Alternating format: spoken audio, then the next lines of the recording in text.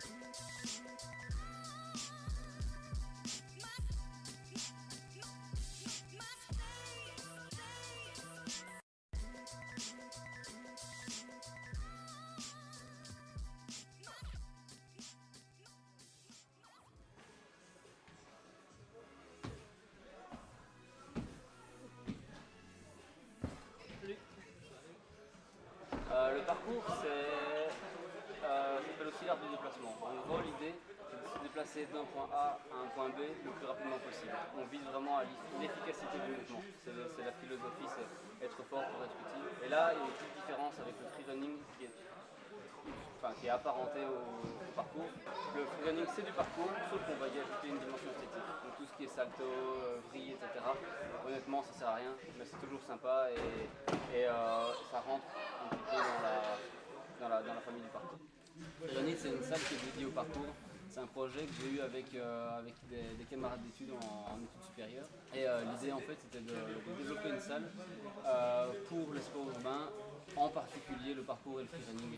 En fait on s'est rendu compte qu'il n'y avait rien du tout pour le parcours, ce genre de sport en Belgique. Et nous on voyait au fur et à mesure des années des jeunes qui commençaient à s'entraîner et qui s'entraînaient mal, qui s'entraînaient en rue, qui parfois pouvaient dégrader involontairement les endroits sur lesquels ils allaient s'entraîner, les abris de bus ou peu importe. Et voilà, l'idée c'était vraiment de faire un endroit pour les jeunes pour qu'ils apprennent à s'entraîner correctement, dans le respect des autres et à se développer correctement en apprenant un peu leurs limites, de savoir ce qu'ils sont capables de faire, ce qu'ils ne sont pas capables de faire, que l'ambiance soit bonne et voilà, c'est un peu ça l'idée de freerunning. Pour nous joindre, c'est très facile. On a un site internet qui s'appelle freerunit.com, donc freerunit.com. Et on a aussi une page Facebook, donc c'est freerunit. C'est assez facile à trouver normalement. Et là-dessus, il y a nos contacts, nos numéros de téléphone, il y a les tarifs, il y a les horaires des cours, etc. Donc, et puis il y a toujours nos numéros de téléphone si jamais quelque chose n'est pas suffisamment clair ou pas, on est toujours joignable. Merci Monsieur Lorsignol. Pas de problème. Avec plaisir. À l'entraînement maintenant. Alors on reste dans la région et nous nous rendons à la brasserie de l'Abbaye d'Aulne, qui a cette particularité, c'est de brasser ses propres bières dans sa propre abbaye, comme c'est le cas pour la Sambrée. Dans le cadre des 350 ans de Charleroi, la ville a sorti en 2016 la Sambrée, une bière ambrée élaborée par la brasserie de l'Abbaye d'Aulne. Nous sommes allés à la rencontre de son concepteur, Frédéric Collinet. Alors pourquoi la Sambrée ? Eh bien tout simplement, il faut savoir que la Sambre, la rivière, c'est quand même le point, c'est la jonction entre la ville de Charleroi et l'Abbaye d'Aulne. Et donc de fil en aiguille, on a dit ce serait pas mal de visualiser donc, ces méandres de la Sambre. Et il se fait que les méandres forment un S, et donc le S plus l'ambrée, parce que c'est une bière ambrée, eh bien on a défini ensemble le nom, donc la Sambrée. C'est une bière qui a très très bien marché l'année passée, puisque bon, on l'a proposée donc lors de toutes les manifestations qui ont eu lieu lors des 350 ans de la ville. Et le succès étant, eh bien, cette bière se veut pérenne, et on va pérenniser ce produit et on va continuer donc à la commercialiser. Donc, nous voici au cœur de la microbrasserie. Donc on se retrouve devant le principal intéressé. Oui, donc ici nous sommes dans la microbrasserie qui a été développée ici en 1998. Donc on a démarré les travaux ici il y a maintenant 19 ans, et on y a installé donc cette microbrasserie avec une cuve de brassage comme vous pouvez le voir, qui a une capacité de 1000 litres. Et sur le pourtour, vous avez les fameuses cuves de fermentation donc, qui vont servir à fermenter, mais également à permettre la garde de la bière. Mais de toute façon, ici, il faut savoir qu'on exporte de plus en plus les bières de la baie d'Aune, vu le succès bien sûr des bières belges. Et donc maintenant, il se fait qu'on va commencer à devenir un petit peu à l'étroit en ces locaux. Et nous avons donc un projet donc, qui va voir le jour l'année prochaine. C'est donc créer une unité brassicole à quelques kilomètres d'ici, donc pour rester vraiment dans l'entité de Thoin. Une unité brassicole qui pourrait donc accueillir une production de plus ou moins 20 000 hectolitres de bière par an, extensible à 40 000. Et de ce fait, on pourrait donc devenir complètement autonome. Écoutez, moi ce que je souhaite, c'est de toujours garder cette qualité, cette constance dans la production de nos bières, de façon justement à ce que le client soit satisfait à long terme. Hein. Donc c'est vraiment ce qu'on nous souhaite, ce que je me souhaite, c'est de continuer comme ça à produire et commercialiser des bières de qualité, des bières belges, puisque c'est quand même un produit noble et on en est fiers.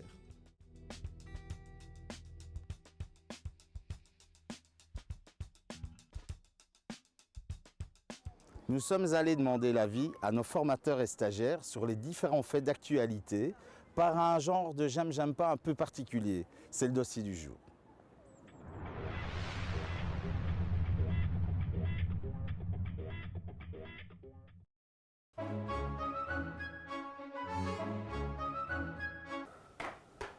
J'aime bien, parce que ça rapproche les gens, ça fait plaisir. Les réseaux sociaux, pareil. C'est, dans ma considération, une des... Putain, non, c'est une des morts de l'esprit humain. Les gens, ils sont bouffés par ça. Ouais, je suis dessus, tout le temps.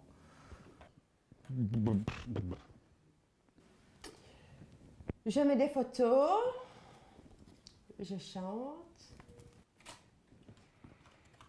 Dans l'idée, c'est pas mauvais, mais vu comment on les utilise, c'est un peu n'importe quoi.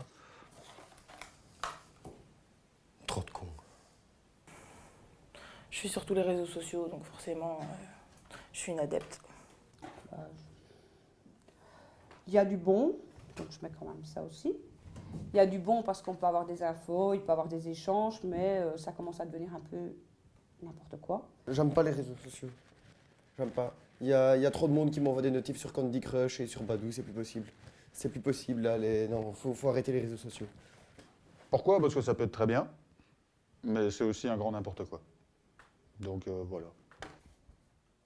C'est un bon coup de pub. Ah, moi, oui. Je suis pas restée sans Internet. Mitigé. Donc c'est bien pour, personnellement je pense pour des personnes qui veulent retrouver d'autres personnes après autant d'années, donc ça c'est pas mal.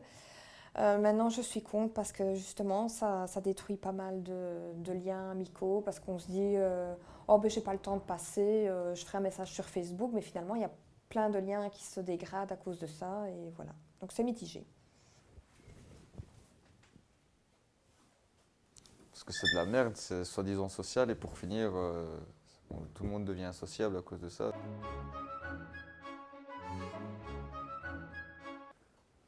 Bah ouais, j'aime pas. Parce que c'est trop pollué, et malheureusement les gens deviennent un peu fous quand c'est trop pollué. Il y a des belles villes en Belgique, c'est con que ce soit pas une belle ville parce qu'elle a du potentiel. J'adore ma ville. Je trouve qu'il y a des belles choses. Maintenant, je trouve que c'est trop fermé par rapport à cet échange culturel. Je trouve que Charleroi reste c'est trop solidaire, ça ne bouge pas à l'extérieur. Donc, même s'il y a un artiste ou quelqu'un de connu qui peut évoluer, ben, ça reste ici, ça ne bouge pas. C'est le seul regret, mais maintenant, je trouve que Charleroi bouge bien et il y a de belles choses. La ville de Charleroi, j'aime beaucoup. Tellement de sourires, tellement de compassion, tellement d'art, tellement de... Ah non, c'est une belle ville, j'aime beaucoup y vivre.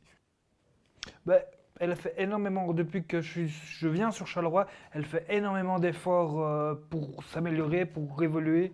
Et maintenant, c'est surtout les mentalités qui doivent changer, mais ça, il faut du temps.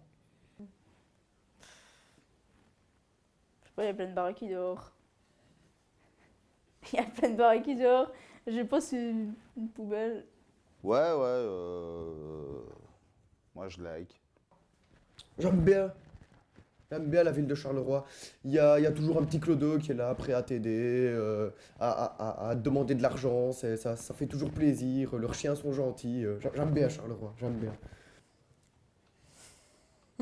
Mitigé aussi. Charleroi, oui, c'est une belle ville, enfin, voilà, très connue en Wallonie. Je pense que voilà, il y a plein de chouettes trucs à aller visiter sur Charleroi, mais bon, Charleroi, voilà, il faut se méfier, c'est un peu le Chicago belge. Pourquoi? Parce qu'il y a des cons, il y a des délinquants, des drogués, il y a de tout. Disons que voilà, enfin, faut pas s'y promener la nuit seul. Faut faire attention aux rencontres. Voilà, si on veut sortir par exemple sur Charleroi, moi personnellement, j'ai réfléchi à 2 fois avant de sortir sur Charleroi, quoi. J'ai déjà été agressée. Avant les travaux, avec Rive Gauche. Ouais, voilà. Je trouve que la ville, il n'y a rien de spécial à faire. Que la ville n'est pas belle.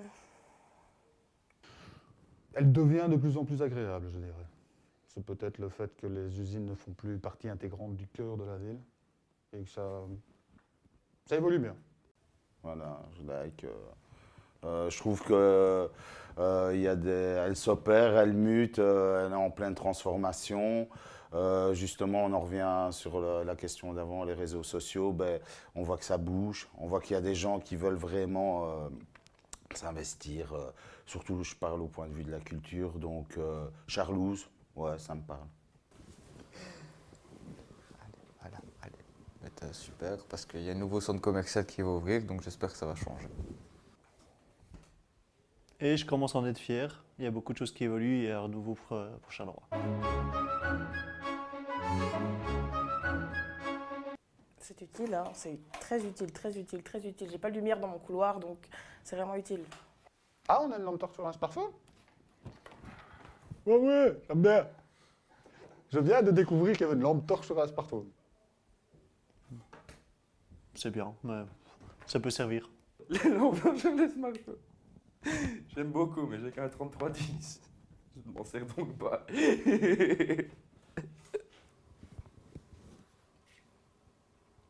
Il y a le flash, donc ça sert à rien l'application lampe torche. Il y a des questions mitigées. Oh, c'est pratique. Surtout à mon âge, vu ma vue. Quand je vois pas le bout des escaliers, je mets ma lampe torche. C'est pas spécialement nécessaire. Ça allume tout seul, donc pas besoin d'une lampe torche. Tu prends ton GSM, tu l'allumes et il éclaire. Je n'en ai pas, donc je n'en vois pas l'utilité. Non. Quand tu as un iPhone, ça te nique ta batterie, tu l'allumes 3 secondes, tu sais plus faire de messages pendant 4 jours, c'est plus possible. Non, plus de lampes sur les... Non. Je sais pas, moi. Je vois rien ce qu'il y a de spécial dedans. Je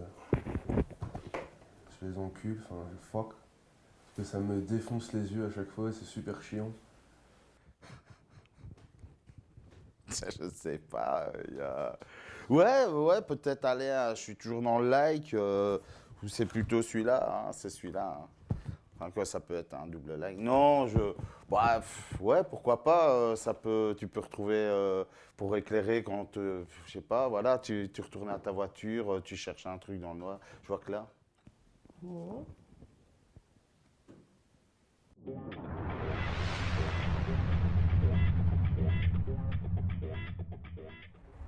En février dernier, s'ouvrait à Marcinelle, au comptoir des Belges, une boutique proposant des mets et des produits de bouche, comme son nom l'indique, du pays.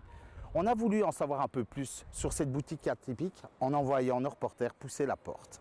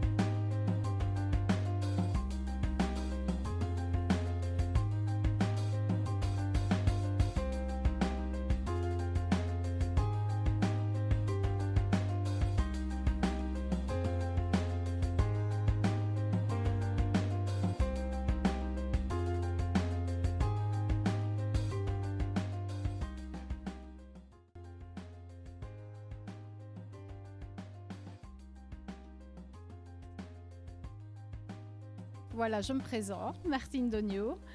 Eh bien, nous voilà dans notre nouveau magasin au comptoir des Belges. Nous avons ouvert le magasin, nous avons fait le week-end d'ouverture le 4 et le 5 février officiellement en fait.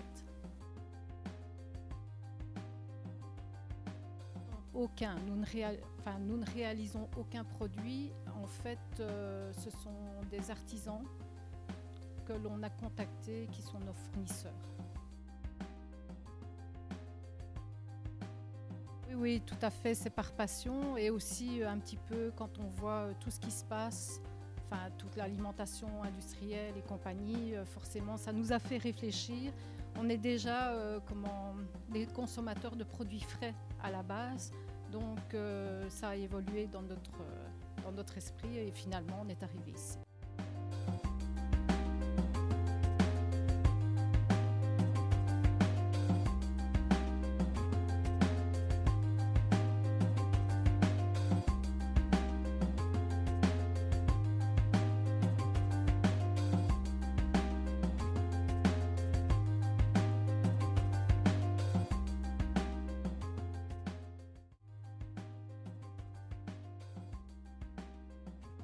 On a environ une quarantaine de fournisseurs qui sont tous artisans.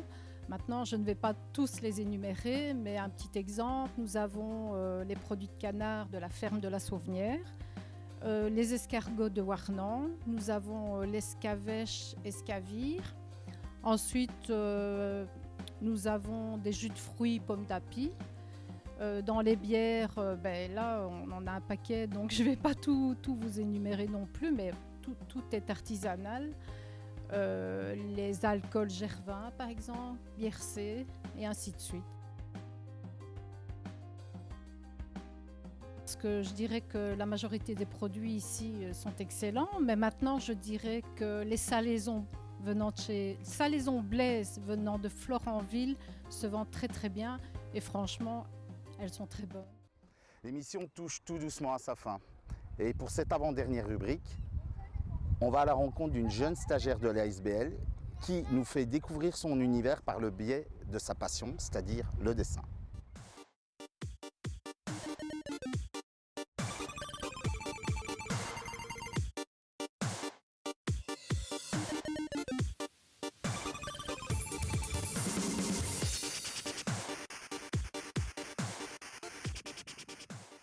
Depuis que j'ai 12 ans, je me suis améliorée petit à petit. Enfin, je m'entraîne chez moi aussi.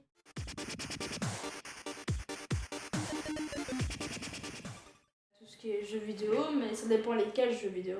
Five Nights at Freddy's, Slenderman, Undertale, GTA V, un peu, tout ce qui est un peu jeu de guerre, quoi.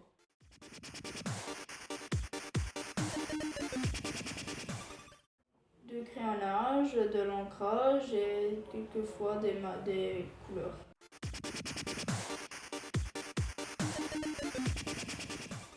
Oui, je voudrais ouvrir ma propre magasin pour faire les t-shirts. Ou alors des fois faire des cadres et les vendre.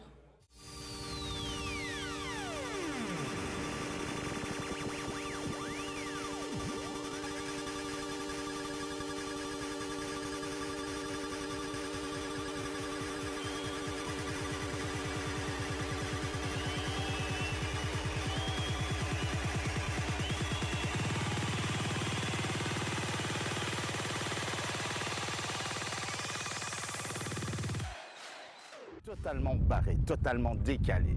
Retrouvez toutes nos propositions sur notre web TV et d'ici là, portez-vous bien. Ciao, ciao!